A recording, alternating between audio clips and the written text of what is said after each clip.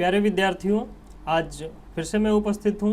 पिछले वीडियो में हम लोगों ने बात किया था बायोटेक्नोलॉजी के इंट्रोडक्शन और उसके कुछ सिद्धांत के बारे में। हम लोगों ने बात किया था कि वो दो सिद्धांत पे कार्य करता है बायोटेक्नोलॉजी। पहला था एक जेनेटिक इंजीनियरिंग और दूसरा था बायो प्रोसेस इंजीनियरिंग। आज हम लोग बायोटेक्नोलॉजी के जो मुख्य सिद्धांत है, जिसे हम जेनेटिक इंजीनियरिंग कहते हैं, जिसे हम रिकॉम्बिनेंट डीएनए टेक्नोलॉजी भी कहते हैं, उस पे बात करेंगे। तो शुरू करते हैं। सबसे पहले हम बात कर लेते हैं tools of recombinant DNA technology. Tools का मतलब क्या होता है? जो हम रिकॉम्बिनेंट डीएनए टेक्नोलॉजी करने वाले हैं, जेनेटिक इंजीनियरिंग करने वाले हैं, उसमें हमें क्या क्या चीज़ों की ज़रूरत पड़ने वाली है। तो यहाँ पे आप देख रहे होंगे कि हमें मुख्य रूप से 4 चीज़ों की ज़रूरत पड़ती है। वैसे तो बहुत छोटे छोटे और भी कुछ चीज़ों की ज़रूरत पड़ती है, लेकिन मुख्यतः इसमें 4 है। सबसे पहला जो है क्या है? Gene of interest. Gene of interest क्या होता है कि हम किस जीन पे काम करना चाहते हैं। जैसे कि अगर हम किसी ह्यूमन जीनोम पे काम कर रहे हैं और उसके किसी एक जीन को हम क्लोनिंग करना चाहते हैं या उसके प्रोटीन को हम एक्सप्रेस करवाना चाहते हैं, तो वो हमारा जीन ऑफ इंटरेस्ट होता है। जीन ऑफ इंटरेस्ट का मतलब क्या हुआ? जो जीन पे हम काम करना चाहते हैं। जैसे डीएनए जो होता है वो बहुत एक लंबा एक पूरा स्ट्रक्चर है। इसमें किसी एक छोटे से शॉर्ट रीजन में एक स्पेशल टाइप का कोई जीन हो जिसे हम क्लोनिंग करना चाहते हैं, उसके प्रोटीन को हम एक्सप्रेस करवाना चाहते हैं, तो ये हमारे क्या हो गया? इंटरेस्ट का जीन हो गया। ठीक है। दूसरा क्या होता है? Restriction enzyme. रेस्ट्रिक्शन एंजाइम क्या होता है? 1 मिनट। हाँ, रेस्ट्रिक्शन एंजाइम क्या होता है? इसका हिंदी नेम है प्रतिबंधक एंजाइम। एंजाइम का मतलब क्या होता है? किसी चीज़ को डाइजेस्ट करता है, मतलब उसे फ्रैगमेंट में तोड़ेगा। तो अगर हम जीन को हमने सेलेक्ट कर लिया कि कोई स्पेसिफिक जीन जिस पे हम काम करना चाहते हैं रिकॉम्बिनेंट डीएनए टेक्नोलॉजी के थ्रू, तो उस पर हमें ये भी ध्यान रखना होगा कि उसे हम कट कैसे करेंगे। जैसे कि हमने अभी बताया कि यहाँ पे एक बहुत ही लंबा फ्रैगमेंट है और उसमें छोटा सा कोई रीजन पे एक हमारा टारगेटेड जीन है। तो हम इस जीन को अब कट कैसे करेंगे? इस पूरे डीएनए में से इस जीन को हम कैसे काटेंगे? ये जो जीन को कट करने की जो तरीका है वो हम प्रतिबंधन एंजाइम या फिर रेस्ट्रिक्शन एंजाइम से पूरा करते हैं। ठीक है, इसके बारे में हम डिटेल से आगे बात करेंगे। उसके बाद तीसरा जो हमारे पास सबसे इम्पोर्टेंट जो है क्लोनिंग वेक्टर होता है। क्लोनिंग वेक्टर क्या होता है? क्लोनिंग वेक्टर का मतलब होता है कि एक टाइप का ये कैरियर है। कैरियर का मतलब क्या हुआ? ले जाने वाला। मतलब इसको हम क्या कर सकते हैं कि इस पे जो ये जो हमारा टारगेटेड जीन है ना, वो हम इस वेक्टर पे ला करके जोड़ देते हैं। इस पे हम कहीं पर भी किसी भी रीजन पे, बहुत सारे इसके रीजन होते हैं जहाँ पे हम इसको हम ला करके कहीं पे इसको टारगेटेड जीन को हम जोड़ देते हैं। जब इस पे टारगेटेड जीन ऐड हो गया, अटैच हो गया, तो हम इस वेक्टर को किसी होस्ट कोशिका में भेज देते हैं। होस्ट कोशिका आपको पता है कि जिसमें हमें जीन का एक्सप्रेशन करवाना है या क्लोनिंग करवाना है, तो उसमें हम पूरा वेक्टर को भेजेंगे। तो उस वेक्टर के साथ साथ इस पर जो जोड़ा हुआ जीन है वो भी उस पर ट्रांसफ़र हो जाएगा। क्लियर है? और चौथा जो हमारे पास सबसे इम्पोर्टेंट है वो है कॉम्पिटेंट होस्ट या कॉम्पिटेंट सेल। जनरली ये बैक्टीरिया होता है, लेकिन ज़रूरी नहीं है कि केवल बैक्टीरिया में ही हम एक्सप्रेशन करवा सकते हैं। ठीक है, तो यहाँ पे क्या है कि कॉम्पिटेंट होस्ट का क्या मतलब होता है कि वो एक प्रकार का ऐसा सेल है, लिविंग ऑर्गेनिज्म होनी चाहिए, जिसमें हम इस वेक्टर को इसके अंदर ट्रांसफ़र कर सकें। ट्रांसफ़र करने का मतलब क्या हुआ? ट्रांसफॉर्मेशन के थ्रू हम इसको हम भेज देंगे इस बैक्टीरिया के अंदर, इस वेक्टर को इस बैक्टीरिया के अंदर भेज देंगे। जब ये बैक्टीरिया ग्रो करेगा, जब इसका मल्टीप्लिकेशन होगा, जब ये अपना नंबर इंक्रीज करेंगे, तो इस जो वेक्टर को हमने इसमें इंसर्ट किया है वो भी कॉपी नंबर उसका बढ़ेगा। और सिर्फ कॉपी नंबर ही नहीं बढ़ेगा, बल्कि इस पर जो हमने जीन, अपने इंटरेस्ट का जो जीन हमने इस पे जोड़ दिया था, वो एक्सप्रेशन भी शो करेगा। और जब वो एक्सप्रेशन शो करेगा तो हमारा जो डिजायर्ड प्रोडक्ट है, जो प्रोटीन हम बनाना चाह रहे थे, जिसका जीन हमने इस पे जोड़ रखा था, उसका प्रोटीन हमें बनेगा, मिलेगा, और बाद में हम इस प्रोटीन को हम इस बैक्टीरिया से आइसोलेट कर लेंगे, जो आगे की प्रक्रिया है।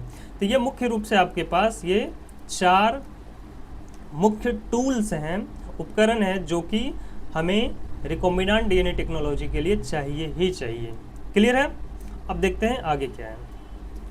सबसे पहले हम बात कर लेते हैं रेस्ट्रिक्शन एंजाइम की। रेस्ट्रिक्शन एंजाइम, इसे हम क्या कहते हैं? मॉलिक्यूलर सीजर्स कहते हैं, आणविक कैंची भी कहते हैं। आणविक कैंची का मतलब क्या हुआ? कैंची का मतलब तो आप जानते होंगे, किसी चीज़ को काटने के लिए हम यूज करते हैं, तो उसे हम क्या कहते हैं? आणविक कैंची कहते हैं। किसके लिए इसको यूज करते हैं? डीएनए को काटने के लिए। डीएनए क्या होता है? डीएनए क्या होता है? डीएनए एक बहुत ही लंबा एक स्ट्रक्चर है, और इस पर कहीं पर भी एक छोटे से रीजन में यहाँ पे मान लेते हैं कि हमारे जीन है इंटरेस्ट वाला। अब यहाँ पे हमको यहाँ से एक कट लगाना है और यहाँ से एक कट लगाना है। ये एक इतना छोटा मॉलिक्यूल है कि हम इसे आसानी से देख कर तो नहीं काट सकते, तो हम इसके लिए एंजाइम का यूज करते हैं, और जिस एंजाइम को हम यहाँ यूज करते हैं उसे हम कहते हैं रेस्ट्रिक्शन इंडोन्यूक्लिएज एंजाइम। अब यहाँ पर इंडोन्यूक्लिएज एक वर्ड आया, तो यहाँ पे हम सबसे पहले समझते हैं कि इंडोन्यूक्लिएज क्या होता है। जो भी न्यूक्लिएज होता है, न्यूक्लिएज का मतलब क्या होता है? न्यूक्लिक एसिड को डाइजेस्ट करने वाला। डीएनए क्या है? न्यूक्लिक एसिड है। आरएनए क्या है? न्यूक्लिक एसिड है। तो अगर हम डीएनए को कट करना चाहें, डीएनए को डाइजेस्ट करना चाहें, तो हमें कौन सा एंजाइम की जरूरत पड़ेगा? न्यूक्लिएज की जरूरत पड़ेगा। कौन से एंजाइम की जरूरत पड़ेगा? न्यूक्लिएज। अब ये जो न्यूक्लिएज होता है वो 2 टाइप का होता है। पहला तो हो गया एक्सोन्यूक्लिएज, और दूसरा हो गया, यहाँ पे आप देख रहे होंगे, इंडोन्यूक्लिएज। एक्सोन्यूक्लिएज क्या होता है? इंडोन्यूक्लिएज क्या होता है? तो अगर डीएनए को बाहर के तरफ से कट करे, कोई एंजाइम है जो डीएनए को बाहर के तरफ से एक एक कड़ी उसका कट करते जाए, चाहे इस साइड से चाहे इस साइड से। ठीक है, आप जानते होंगे डीएनए में डबल स्ट्रैंडेड होता है। किसी भी स्ट्रैंड को बाहर से अगर कट करता है तो हम उसे कहेंगे एक्सोन्यूक्लिएज, बाहर से कट कर रहा है। लेकिन अगर बीच से कहीं से भी कट करे, कहीं से भी, तो हम क्या कहेंगे? इंडोन्यूक्लिएज कहेंगे। क्लियर है? बीच से कहीं भी अगर कट करे तो उसे क्या कहेंगे? इंडोन्यूक्लिएज कहेंगे। लेकिन यहाँ फिर एक वर्ड आता है रेस्ट्रिक्शन इंडोन्यूक्लिएज। रेस्ट्रिक्शन का मतलब क्या होता है कि बीच से तो कट करेगा, लेकिन ऐसा नहीं है कि जहाँ मन है वहाँ कट करेगा, नहीं, ऐसा नहीं है। रेस्ट्रिक्शन उस पर लगा हुआ है। रेस्ट्रिक्शन क्या है कि उसके लिए कोई स्पेसिफिक साइट होगा, वो उसी साइट पर जाएगा और उस साइट पे जा कर के उसको कट करेगा। तो अगर साइट को पहचान करके अगर कट करता है तब हम उसे कहेंगे रेस्ट्रिक्शन इंडोन्यूक्लिएज। और रेस्ट्रिक्शन इंडोन्यूक्लिएज के लिए क्या जरूरी होता है? स्पेसिफिक सीक्वेंस की जरूरत पड़ती है।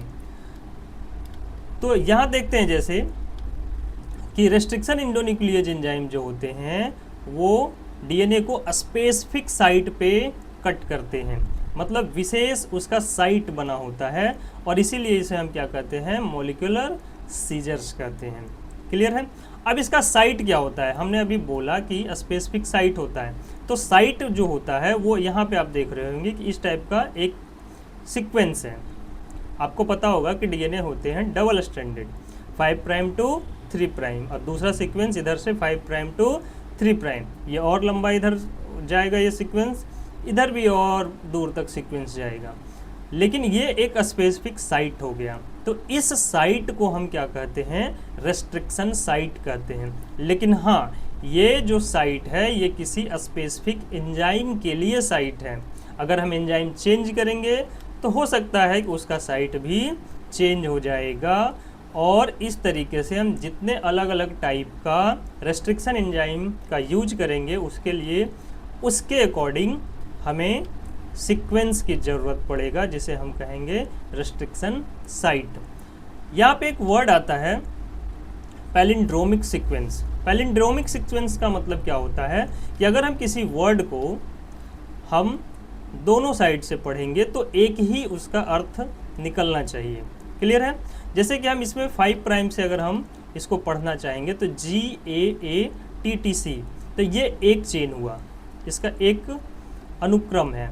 दूसरा, अगर हम दूसरे चेन को हम पढ़ेंगे तो इधर से हमने 5 प्राइम से पढ़ना शुरू किया, तो इसमें भी हम 5 प्राइम से शुरू करेंगे, तो इसमें भी आएगा GAATTC। इधर से आप देखेंगे तो सेम और इधर से आप देखेंगे तो सेम। तो दोनों साइड से जब एक ही अनुक्रम हमें मिलता है तो उसे हम कहेंगे पैलिंड्रोमिक सीक्वेंस।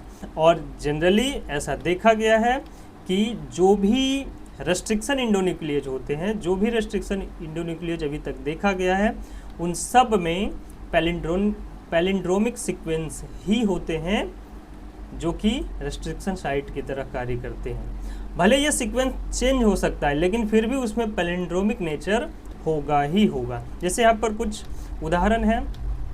क्या उदाहरण है? जैसे EcoR1 क्या है? EcoR1 एक प्रकार का रेस्ट्रिक्शन एंजाइम है। इसका साइट क्या है? GAATTC। इधर से भी पढ़ेंगे GAATTC। तो ये एक प्रकार का रेस्ट्रिक्शन साइट है जो कि किसके लिए है? EcoR1 के लिए है। दूसरा एक प्रकार का एंजाइम है जिसको हम कहते हैं HindD3। ठीक है। अब यहाँ पर ये जो सीक्वेंस है आप देख रहे होंगे, ये पहले वाले सीक्वेंस से, मतलब इस सीक्वेंस से ये सीक्वेंस डिफरेंट दिख रहा है क्योंकि AAGCTT है जो कि ये अलग था। लेकिन जब हम इसका नेचर देखेंगे तो ये भी पैलिंड्रोमिक है। मतलब यहाँ से डबल A आप देख रहे होंगे तो यहाँ पे आप देखेंगे तो डबल A है। फिर GC, तो इधर से पढ़ेंगे GC, फिर डबल T है तो फिर यहाँ भी डबल T है। एक बार इधर से आप रीड कीजिए, एक बार इधर से आप रीड कीजिए तो पता चलेगा कि दोनों सीक्वेंस जो है एक दूसरे का पूरक भी है और पैलिंड्रोमिक भी है। क्लियर है? तो ये हो गया रेस्ट्रिक्शन इंडोन्यूक्लियेज का एक स्पेसिफिक गुण जो कि किसी स्पेसिफिक साइट पे जाकर के कट लगाता है। अब देखते हैं हम लोग क्लोनिंग वेक्टर को। क्लोनिंग वेक्टर क्या होता है? डीएनए का वाहक होता है। वाहक मतलब कैरियर, कैरियर मतलब ले जाने वाला। ये क्या करता है कि इसके किसी एक साइट पे अगर हम डीएनए को या फिर किसी जीन को हम बाइंड करा दें, ऐड करा दें, तो ये आराम से उसे दूसरे होस्ट में पहुंचा सकते हैं। उसको अगर हम वेक्टर को भेजेंगे तो जीन को भी हम पहुंचा सकते हैं। क्लियर है? अब यहाँ पे इसकी भी कुछ प्रॉपर्टीज होती हैं। क्या इसका स्पेसिफिक गुण है भाई? तो सबसे पहला तो गुण होता है ओरिजिन ऑफ रेप्लिकेशन। ये क्या होता है? कोई भी क्लोनिंग होता है, क्लोनिंग वेक्टर होता है, तो उसमें ये साइट होगा ही होगा। क्यों होगा? क्योंकि जो भी इसमें रेप्लिकेशन स्टार्ट होना होगा, जैसे डीएनए होता है तो डीएनए का भी रेप्लिकेशन होता है, तो ठीक उसी प्रकार से क्लोनिंग वेक्टर या फिर किसी प्लाज्मिड का जब रेप्लिकेशन होना होता है तो वो इसी साइट से होगा। तो जिस साइट से रेप्लिकेशन स्टार्ट करता है उसे हम क्या कहते हैं? Origin of replication. तो ये हो गया पहला गुण। क्लियर है? दूसरा होता है सेलेक्टेबल मार्कर। सेलेक्टेबल मार्कर क्या होता है? जैसे यहाँ पे दो सेलेक्टेबल मार्कर आपको दिख रहा होगा, PBR322, ये एक वेक्टर का नाम है। क्लोनिंग वेक्टर का नाम क्या है? PBR322। तो इसमें आप देख रहे होंगे दो सेलेक्टेबल मार्कर हैं। पहला क्या है? एम्फिसिलिन रेजिस्टेंट जीन, और दूसरा होता है टेट्रासाइक्लिन रेजिस्टेंट जीन। इसके बारे में हम डिटेल क्लोनिंग की जो प्रक्रिया उसमें हम पढ़ेंगे। तो ये जो दो जीन होता है ये क्या कहलाता है? सेलेक्टेबल मार्कर कहलाता है। तीसरा जो होता है वो है क्लोनिंग साइट। क्लोनिंग साइट क्या होता है? क्लोनिंग साइट का मतलब होता है जिस साइट पे हम अपने इंटरेस्ट का जीन को हम जोड़ते हैं उसे हम क्लोनिंग साइट कहते हैं। जैसे कि यहाँ पे आप देख रहे होंगे कि बहुत सारे क्लोनिंग साइट हैं। कौन कौन है? EcoR1 का साइट है, HindD3 का साइट है, BAMH1 का साइट है, SEL1 का साइट है, PST1 का साइट है। तो इस टाइप से बहुत सारे और भी एंजाइम का साइट हो सकते हैं।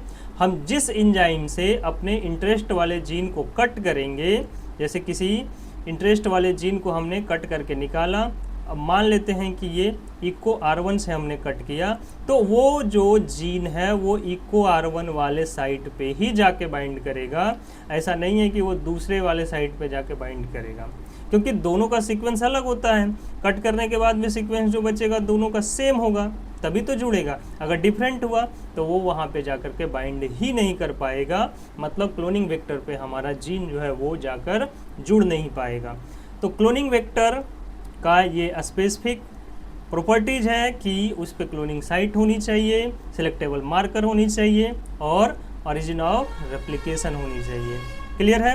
कुछ कॉमन क्लोनिंग वेक्टर होते हैं, जैसे प्लाज्मिड ही तो मेन रूप से क्लोनिंग वेक्टर होते हैं।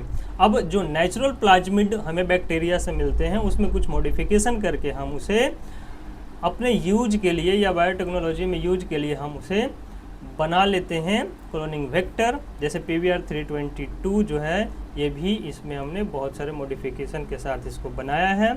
उसके बाद बैक्टीरियोफाज भी क्या करते हैं, वेक्टर की तरह कार्य करते हैं। क्लियर है। अब देखते हैं तीसरा कहने का मतलब है कि ये भी एक मेन टूल है रिकॉम्बिनेंट डीएनए टेक्नोलॉजी का, जिसे हम कहते हैं कॉम्पिटेंट होस्ट या कॉम्पिटेंट सेल। हम इसे क्या कह सकते हैं, सेल्स या सेल भी कह सकते हैं। और जनरली ये क्या होता है, बैक्टीरिया होता है, लेकिन ज़रूरी नहीं है कि ये केवल बैक्टीरिया ही हो। क्या होता है ये कॉम्पिटेंट सेल? कॉम्पिटेंट सेल क्या होता है, एक प्रकार का होस्ट कोशिका है जो कि विशेष प्रक्रियाओं द्वारा तैयार किया जाता है। क्यों तैयार किया जाता है? ताकि ये बाहर से जो इसके पास रिकॉम्बिनेंट डीएनए आया है, मतलब कि जीन और वेक्टर जो आया है वो इस बैक्टीरिया के अंदर आसानी से पहुंच सके, उसके लिए इसको प्रिपेयर किया जाता है। मतलब ये सक्षम होते हैं, मतलब ये कैपेबल होते हैं कि हम बाहर से आने वाले जीन और वेक्टर के जो रिकॉम्बिनेंट हैं हम उसे इंटेक कर सकें, उसे ग्रहण कर सकें। क्लियर है।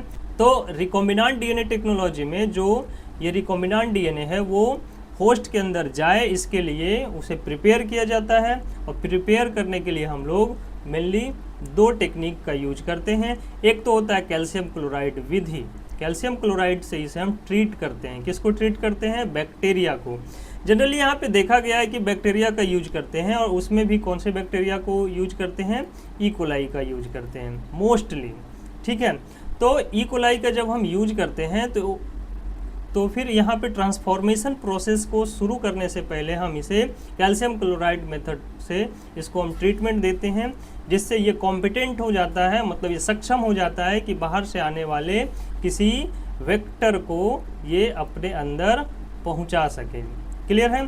दूसरा होता है कि जब हम ट्रांसफॉर्मेशन की प्रोसेस करते हैं तो उसमें हमें हीट शॉक भी देना होता है। हीट शॉक का मतलब क्या होता है कि कुछ देर के लिए हम इस बैक्टीरिया के कल्चर को या बैक्टीरिया को आइस पे रखते हैं, फिर तुरंत उसको 42 डिग्री सेल्सियस वाले, या इससे टेम्परेचर थोड़ा बहुत डिफरेंट भी हो सकता है, तो 42 डिग्री सेल्सियस पे तुरंत रखते हैं और कुछ सेकंड के बाद तुरंत फिर 4 डिग्री पे ले आते हैं। तो ऐसे करने के 2-3 प्रोसेस करते हैं, 2-3 बार ऐसा करते हैं, जिससे क्या होता है कि ये कॉम्पिटेंट हो जाता है कि इसके आसपास जो डीएनए या फिर वेक्टर या फिर क्लोनिंग वेक्टर के साथ जीन है वो इसके अंदर पहुंच जाता है। और फिर हम इसे आगे के लिए प्रोसेस करते हैं, मतलब इसका कल्चर करते हैं, इसका क्लोनिंग जो होता है वो करते हैं। क्लोनिंग करते हैं मतलब इसका ग्रोथ करेंगे, तो इसके अंदर जो ये वेक्टर पहुंचा हुआ है ये भी डबल होगा, तो ये भी हमारे काम के लिए इम्पोर्टेंट है। क्लियर है। तो 2 इम्पोर्टेंट टेक्निक का यूज करते हैं हम ट्रांसफॉर्मेशन को, प्रोसेस को पूरा करवाने के लिए। क्लियर है। तो आज तो इतना ही है। हम एक बार फिर से इसको रिकॉल कर दें कि आज हम लोगों ने पढ़ा 4 प्रकार का जो हमें इम्पोर्टेंट चीज़ें चाहिए, उसमें से gene of interest, restriction enzyme, उसके बाद क्लोनिंग वेक्टर और कॉम्पिटेंट होस्ट। हमने इन तीनों को बहुत डिटेल से जाना। रेस्ट्रिक्शन एंजाइम क्या होता है? स्पेसिफिक जगह पे ये कट करता है डीएनए को। क्लोनिंग वेक्टर क्या होता है? कटे हुए डीएनए को क्लोनिंग वेक्टर पे जाकर के हम जोड़ते हैं। इसके लिए लाइगेज एंजाइम की भी ज़रूरत पड़ती है, ऐसा ही नहीं जुड़ जाएगा उस पर। और फिर जो क्लोनिंग वेक्टर हमें प्रिपेयर होता है, मतलब क्लोनिंग वेक्टर प्लस जो जीन होता है, हम उसे ट्रांसफ़र कर देते हैं कॉम्पिटेंट होस्ट में, और कॉम्पिटेंट होस्ट को हम कल्चर करते हैं, जिससे हमारा जो जीन है, जो हमारा इंटरेस्ट का जो जीन है, हम उसका कॉपी नंबर को इंक्रीज करवाते हैं या उसका एक्सप्रेशन भी करवाते हैं। क्लियर हुआ? तो आज के लिए इतना ही। अगर आपके पास कोई क्वेश्चंस हो तो आप हमें कमेंट बॉक्स में ज़रूर पूछें, और मिलते हैं अगले वीडियो में। Thank you so much.